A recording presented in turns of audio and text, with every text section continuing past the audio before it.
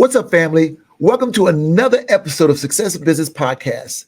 It's the podcast that works to empower, equip, and educate the small minority women-owned business owner to succeed. I'm your host, Goodwille Pierre, and I would invite you to subscribe, to like, and to share this podcast series with your friends and family. Well, last week, we talked about the Southern District of Kentucky and the lawsuit that these two companies had against the United States Department of Transportation.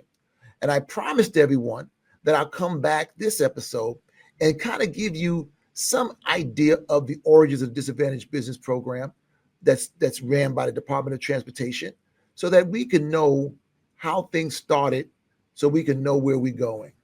So first, let me make sure I get it. So I want to make sure I'm accurate. So I do have notes. So if I look at my notes, please excuse me. But I want to make sure that we understood about this groundbreaking initiative. The DBE program, without a doubt, has positively impacted a whole lot of minority business owners or disadvantaged business owners in its work to level the playing field for minority-owned businesses in the transportation arena. There's no doubt. Has it been perfect? No. Can it improve? Yes. But there's no doubt that without it, we would not in any way have an equal footing on our ability to get contracts with the federal government. So today I want to talk to you. I want to bring you back to where it all started. I want to bring you back to the courts and to the policy discussions and the powerful forces that shape this program. We're focused, like I told you last time, we're focusing right now on the racial and economical rebuttable presumptions because that's how they're attacking us now. Remember, students for fair admissions, as well as this Wisconsin, the Will organization, and taking members to strategically go after affirmative action programs. They are attacking the rebuttable presumptions of social and disadvantaged businesses. So the DBE program was born out of necessity. For decades, minority-owned businesses will face systematic barriers in accessing federal contracts. There's disparity in funding, racial bias in lending, and unequal access to resources created an uneven playing field. It was clear something had to change. Enter the landmark case law and the policies that gave birth to the program's foundation. At its core, its concept of rebuttable presumption. Now, what does this mean? What it means is that if you are African American, Hispanic, women, in fact, white women, you're Indo-American, Asian American, there's a rebuttable presumption that you are socially disadvantaged. Society, the courts recognize that discrimination, both past and present, had created a significant disadvantage for certain racial and ethnic gender groups in the marketplace. This was not anecdotal.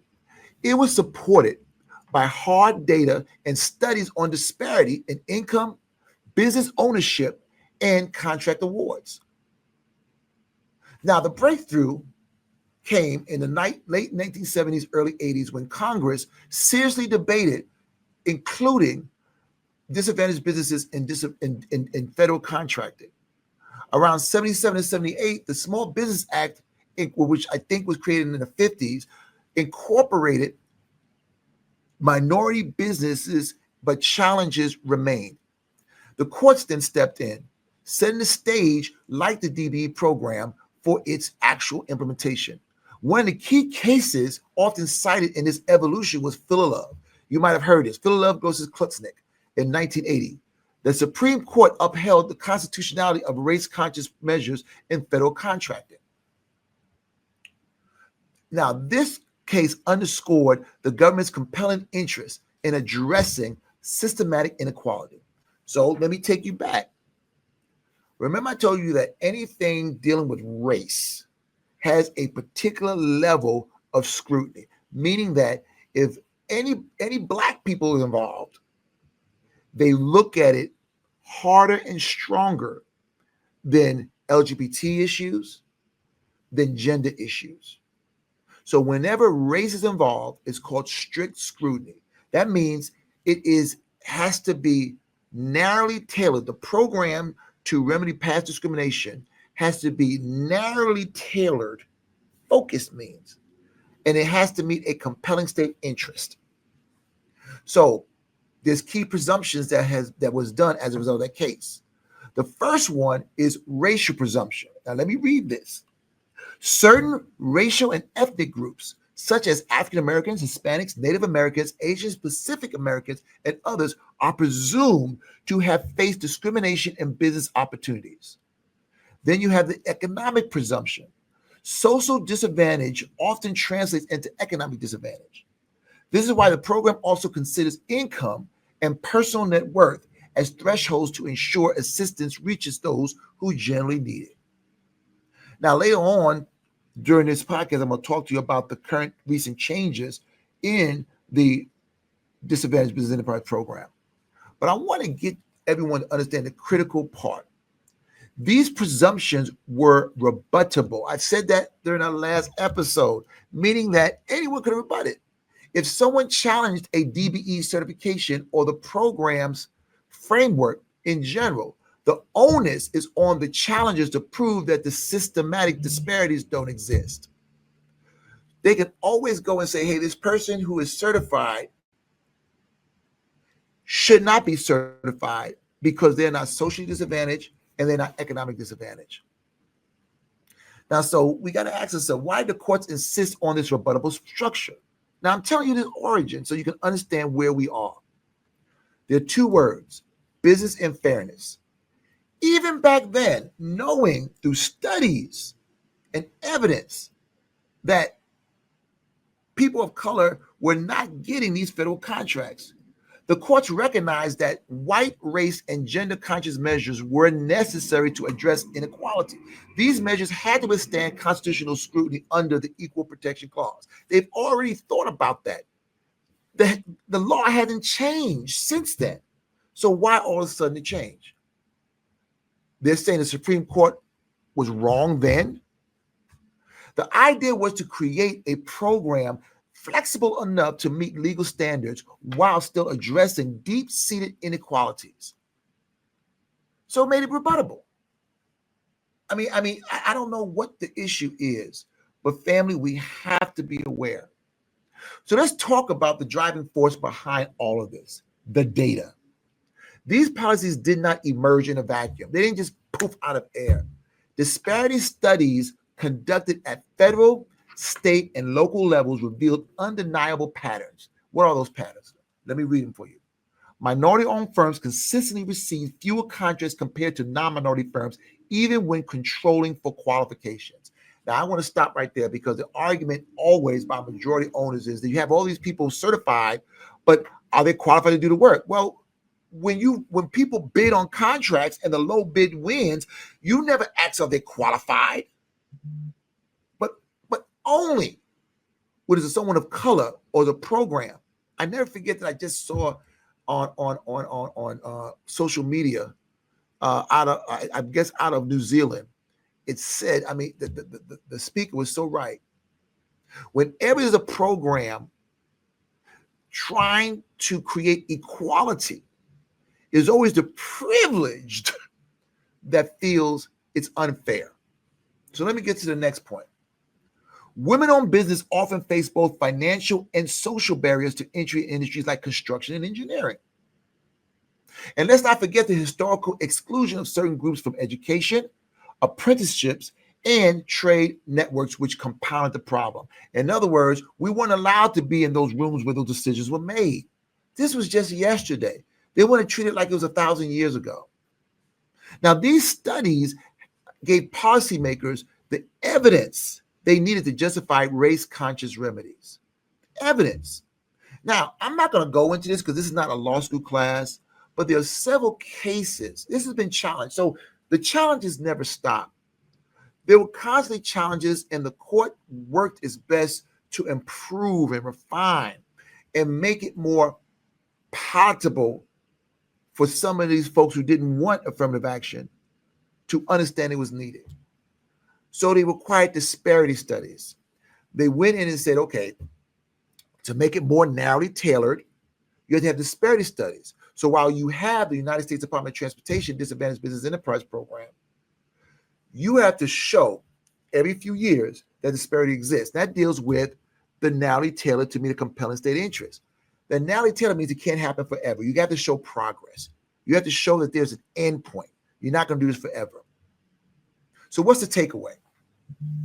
The DBE program's origins are a testament to the power of legal and economic analysis in crafting policies that aim for equity. The rebuttable presumptions are not just legal mechanisms. They are acknowledgement of historical and systematic truths. Truths. For business owners navigating the DBE certification process, it's crucial to understand the history. That's what I'm saying. You have to understand the history. Now, I get it. I get it. Not everyone is a nerd like me. I'm a lawyer. I've been doing this for over 25 years. So I'm one of those guys who actually reads 49 CFR Part 26. And for concessions, 49 CFR Part 23, or the 1965 Civil Rights Act, or in the HUD requirements for Section 3. Yes, I read those. For most working folks who spend any time trying to get that contract, trying to balance the balance book, it's a means to an end. Just tell me what I need to do, what I need to give you to be certified so that I can actually get on contracts. Or better yet, because this employer or the contractor, the prime contractor asks me to, so they can actually get credit for the money they're spending. I get it. But now we're at a crossroad where we can't just do things just to do it.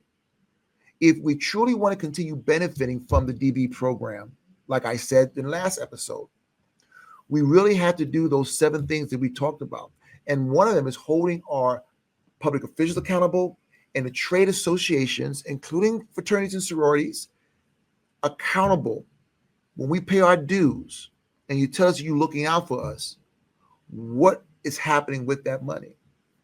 I need you to fight for me because by myself, I cannot. I need you to speak for me because by myself, no one can hear me. And I need you to hold people accountable as a group. For so many years, we've been sitting on ourselves and on our policies and as a beneficiary, just living the program, existing. So that's a lot. Now, I'll be remiss to talk about the current changes. In April of this year, okay, April 12th to be exact, there's some changes in the Disadvantaged Business Program that's been long overdue. There are even better changes that happened from 2012. They increased the personal net worth that was not increased except for in 2012 when they increased it to a little over 1.62 million. And now they increased it to 2.75 million, your personal net worth. And that is under 2.75 million, you are considered economic disadvantaged. Now you might say, oh God, 2.75 million, that's a lot of money. We're trying to certify millionaires. No, that's not what we're saying. They look at realistically the cost of doing business for federal highways, for state highways, in the concession arena, where you have to actually have collateral, or you have to have cash money in the bank in order to qualify for the amount of money needed to build out a concession, or to purchase equipment, or to buy things in bulk in order for you to have it at a lower cost for you to do construction work in different places. People have to have some money. And so they measured that. They had, feasibility studies, statistical analysis, and measured what it was. And so they created a space or opportunity where it changes now based on inflation. They also made it more universal for you to get certified in different states. So long ago, I've been trying to advocate for a centralized disadvantaged business enterprise program, no matter how many times. So in other words, right before, you have to get certified in every single state. Then they changed it in 2012 so that you can have what's called interstate certification, 49 CFR Part 26.85. Yes, you don't expect you to know that. I'm a nerd. I've read it 1,000 times. And that was an interstate certification, but it was still problematic because every single unified certification program wanted to do their own thing. It was confusing. But now this time they made it more mainstream, and it was very helpful. And there's some other changes to the certification program as related to Department of Transit, as well as trains and buses. It was very beneficial. Now, how is that going to fare with regard to these lawsuits? I don't know. I don't know. Do we still get certified? Yes. Because one of the things in the lawsuit specifically stated that it's narrowly, the decision, the temporary restraining order is narrowly related to the actual construction contracts that these two contractors are going after in the 25 states. But as I told you last episode, this is just a framework. This is the start. I guarantee you, family, that you're going to see a lot of other majority-owned businesses who are sponsored by those same trade associations that we all have been rushing to be a member of, because we've been taught that we need to be at the table or else we're part of the meal.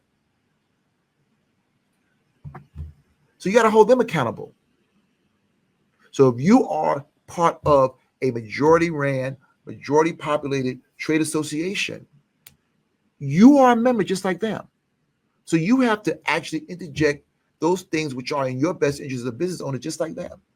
They hire lobbyists to advocate for their interests, but their interests swallows most DBE interests. And so we're just glad to be in the room, so we never bug the system. It's a lot, I know. And we're going to talk about a lot of different things as we move on. But don't worry, family, because business is business. And one of the things that I realized, and the decision the decision to actually create this video podcast was to, again, educate, equip, and empower minority-owned businesses, small businesses, and women-owned businesses to succeed, regardless of your race or ethnicity. But as a Black-owned business, a business of color, there's some unique challenges ahead for us to succeed. And I'll still be here. Hopefully you will too. Thank you.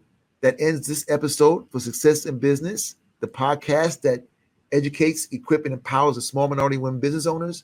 Please make sure you subscribe, you like, and you share this program and all the other series podcast programs with your friends and family. Definitely hit me up if you have any questions at info@successinbusiness.org, Facebook, Instagram at Success in Business, True Success in Business. And as always, I wish you God bless and success in your business. Take care.